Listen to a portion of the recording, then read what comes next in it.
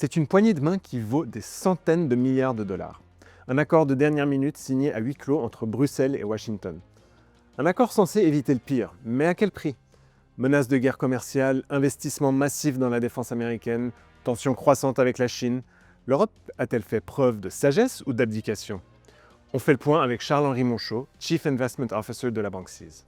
Première question, de quoi parle-t-on vraiment? Voici comment Charles-Henri Monchot résume les grandes lignes de cet accord. Alors, c'est un accord cadre.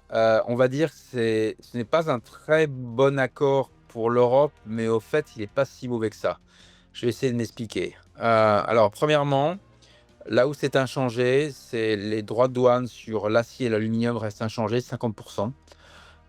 Ensuite, ce qui change, on craignait des droits de douane très élevés pour, par exemple, les automobiles, les semi-conducteurs et cetera. Alors là, on craignait, 30 voire 50, et ça a été descendu à 15.